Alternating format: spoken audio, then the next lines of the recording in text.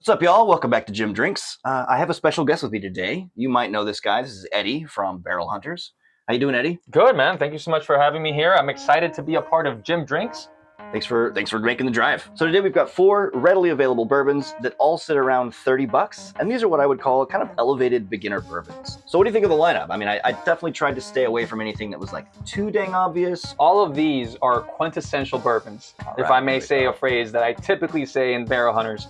They're affordable, they're easy to find, and best of all, they don't taste like they're affordable. They taste way above your price point, all 4 of these. So again, I don't think we're gonna have a loser here. I think that we're gonna be tasting some incredible stuff. And the difference is who's gonna be better or worse. We've done enough blinds together where we have been surprised every single time. Absolutely. And I'm looking to get surprised today. Or at least I hope so. That's kind of the name of the game. But I can't Does it tell. seem like there's enough in there? I can't tell. It's all black. That's part of the fun. I know. Part of the fun. It could be whiskey, it could be cleaning product. I could have 2 drops in here. I don't know. I feel like there's enough whiskey in there. We're I'm gonna sure. go on feeling. I'm sure. Yeah, it's heavy enough. It's heavy enough. On Jim Drinks, it's okay to talk about your feelings. Just don't do it out loud. Yeah. That's what I tell my kids. All right, glass number 1. Cheers. Cheers. I get a nutty note. I get a nutty note as well. And I get a little bit more of that proof. Almost as if this had 101 proof. Now that I've smelled it a couple more times, I think you're right. I think that my original thought with that nutty note was that it was going to be the OGD or perhaps the knob. Okay. But See, I haven't had the ODG before, so I could be completely wrong with this. Let's not get caught up in labels. What is the whiskey? Let's get more caught up in how does it smell, how does it taste.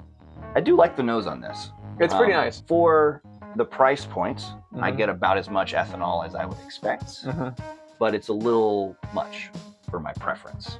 I agree. I get a little bit more ethanol than I do those sweet caramel or oak notes. So this tells me it's a slightly young whiskey. All right, I'm ready to sip on it. Let's do it. For this being an affordable bourbon, I'm still getting a lot more nuance, that cherry note, that a little bit of that peanut, but a lot more cherry and vanilla and caramel. This is a nice pour. This is very, very nice. Do me a favor, go back to the nose on this one. Tell me if you get a little bit now of like a black tea note. Yes. Yeah, I'm getting a little bit of that black tea. Now that you mentioned it, you inceptioned me, Jim. I'm sorry. But I do get a lot of that earthy, grassy note that typically comes with tea. Right. But I will say, just to prepare you, my typical MO when I'm doing a blind is to leave a little bit in the glass, and then once I get to the end, I combine it all together and have a sip of that, just to see, did I stumble on some magic? It's happened. Yeah. But more often than not, it's just like meh. Yeah. So, it's kind of a fun experiment. It's, I don't know, call it a kink. I like it. I like it. Kinks are always welcome. So we move into number 2? Yeah, let's do it. All right. Oh. That initial note, I did not like. No? No. It was a fresh bucket of paint, unfortunately. I could see that. There's something very odd about it, but I'm also getting a ton of oak. Like I'm getting like dry oak. Yeah. In this. Yeah, it's almost like a house that's in the middle of construction. Debris. It's like a construction debris note. That's weird. That's weird. I also get a little bit of maybe like a white pepper. Do you? Man, I can't get past that like dry wood note. I would love to get more of that wood, because mostly what I'm getting is that construction and paint thing. If they're there, they're pretty buried, which I think is appropriate given the construction references. But maybe it's less construction, maybe it's destruction. Maybe that's what's happened here. There's destruction in the glass. That's explosion. All right, I'm ready to. Let's do it.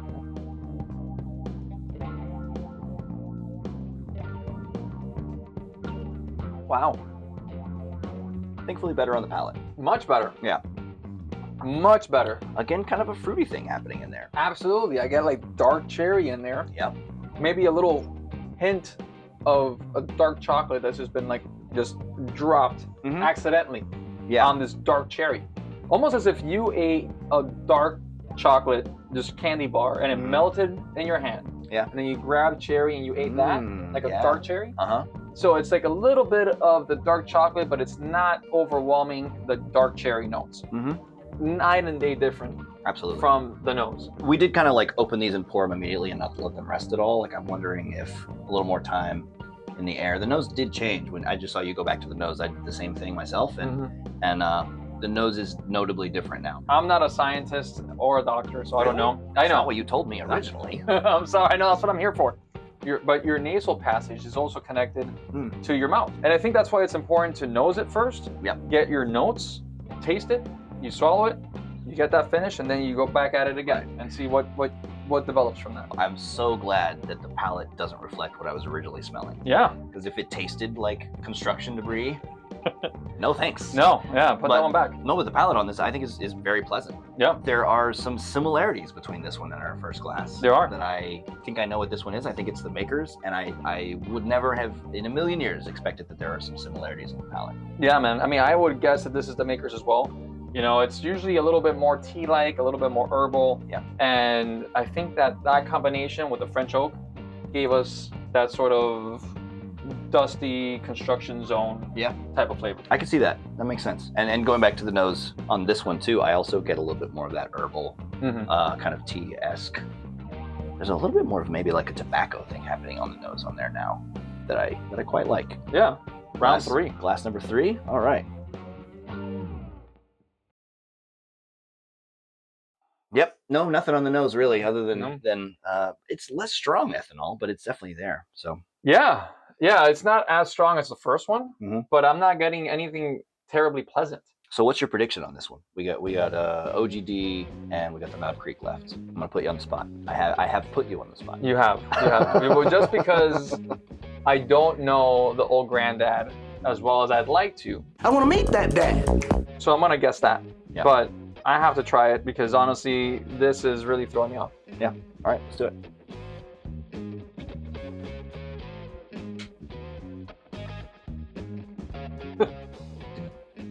Was there anything in that glass other than wet? Then what? I got so close to nothing out of that sip. Really? I'm really disappointed with that sip.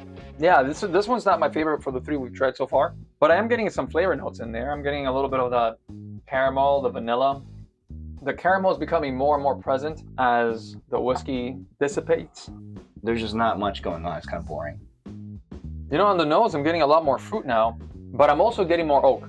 Yeah. Maybe I just needed it to sit on my palate for a little bit and come back and revisit it. On the nose, I do now get more of a, I guess I would say it's an oaky leather kind of a thing. Still faint.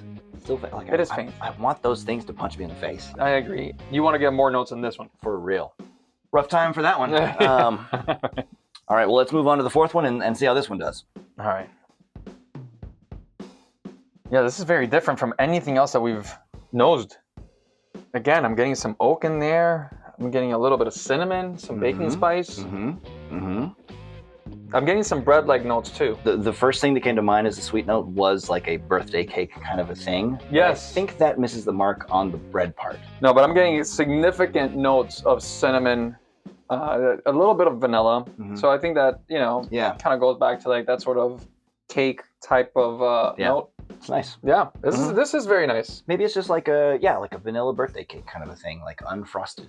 Yes. Okay. That's where my head's at. All right, I like that. We're back. We're back on form. Yes, we did it. We did it. Yes, we are. We detoured a little bit into uncharted territory. We had some now, destruction. Yeah. We had some vague nothingness. Yeah, we had a bourbon existential. I can't say it. 3 whiskeys in. You nailed it. Yeah. Well, cheers. Let's have a sip of this. I'm still trying to say it. Existential. Existential crisis. I f***ing said it. You did. You got there. What the hell is happening? Is it me? Am I the problem? Maybe you do have post-nasal drip. I don't know. I think that the nose matches the palate more so than anything else that we've tried. For sure. I get a hit of cinnamon. I get vanilla. I get a slight hint of caramel. This doesn't taste like it has a ton of corn in it. I'm getting a lot more of the notes of like baking spice notes than a typical bourbon. Yeah, I mean, I agree with that for the most part. I think the way that I experienced it was a little bit different from how you described, but I think all of those flavors were present. Okay. But there are nice things there for sure. Moving on. So, you ready to rank? What do you think? I think I'm ready. Okay. So, give me your 4th place. Fourth place is probably number 3. I would agree. Yeah, fourth. That's definitely my fourth place as well. Okay, so fourth place is our third glass. This would be this one here. Let's see what we got. 23. That's the Wild Turkey? Wow, I did not expect that at all. Well, the streak continues. Yeah, there it is. Good Lord. What is happening? Wow, okay. And I'm second guessing everything now. Yeah, I mean, if we got that one that wrong, I feel like we got a lot wrong. So yeah, I'm surprised. That's not the notes that I typically get from a Wild Turkey 101. Did we get that wrong? Pardon me.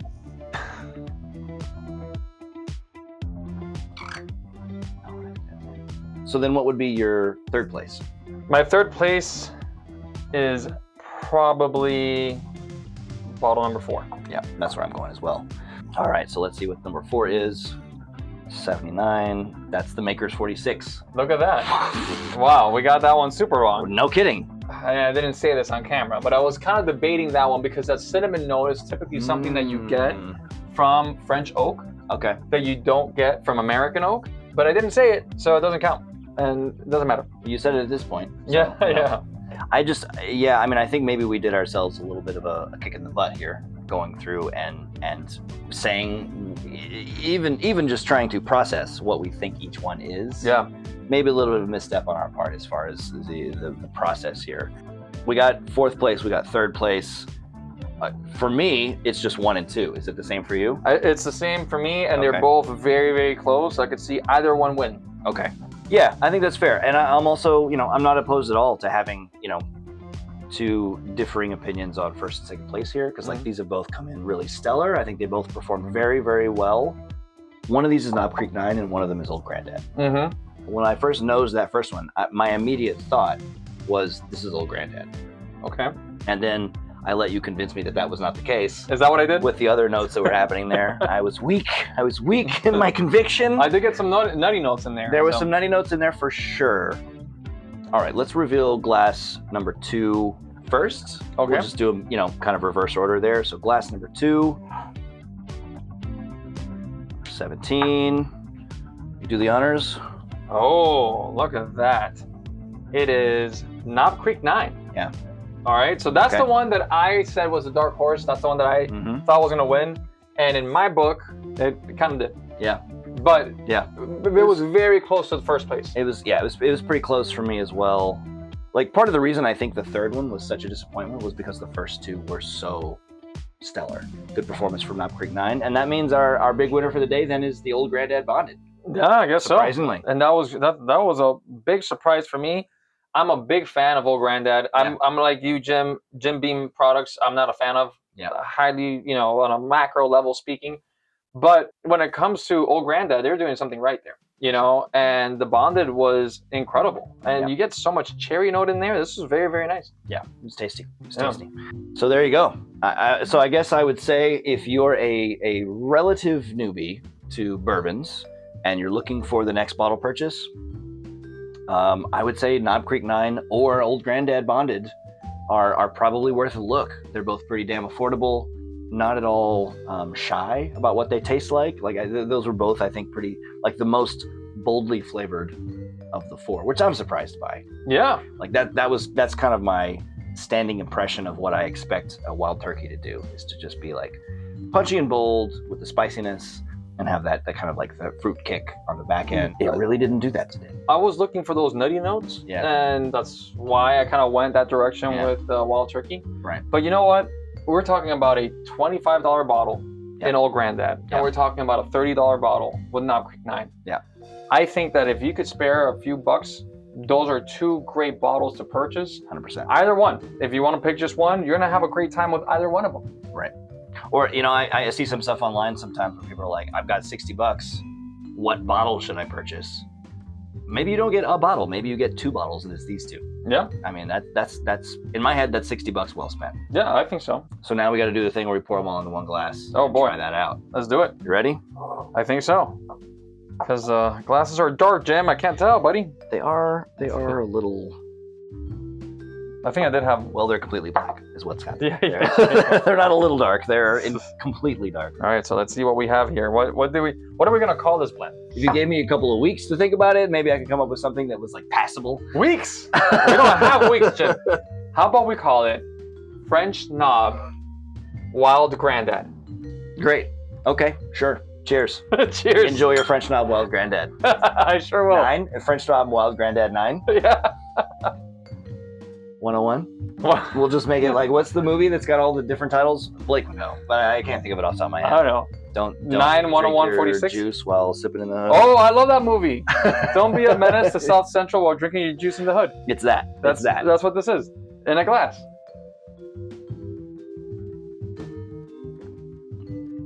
Not bad. No. Does a weird thing at the end. Does it? I got a little bit more heat in the back end. Yeah. But this was somewhat enjoyable. Well, you also had a different like amount of each than I did. Oh, you know what? Yeah, the finish did do something a little weird. A little like dry funkiness there in the background. It was like it wanted to be a fruit, and then halfway through being a fruit, it decided it wanted to be oak. Yeah, I just gave up. I was like, you know what? It's a lot easier to just be woody. But hey, I think we created a little complex, little Frankenstein baby over here. Good, and you want to keep drinking it? That's a different story. But well, Eddie, thanks for doing this. It was a hell of a lot of fun. I always enjoy drinking with you. Do you think maybe this old granddad will show up in an upcoming Barrel Hunters video? I think so. I think that this opened my eyes to a different bottle that I hadn't tried before, and I'm very excited about it, and I'm excited to share it with our viewers over at Barrel Hunters. Yeah, we'll see. Keep I don't know, keep your eyes open, I guess. Yes. That's how you say things. That's how you say things. Yeah, just keep your eyes open. Just keep your eyes open. Jim, this has been truly a pleasure. Yeah. I am so glad that I did this with you. Please have me back. If you would be willing to have me, I'll be happy to come back and definitely do this again. You're welcome anytime, Eddie. I was going to call you Jim. Good Lord. It's a good thing we stopped at 4. No kidding. But yeah, anytime, Eddie. Thanks for coming. I appreciate it. It's been a hell of a lot of fun. You already said all those things. Anyways, thanks for watching Jim Drinks. Take care. Bye-bye now. Bye. Good Lord.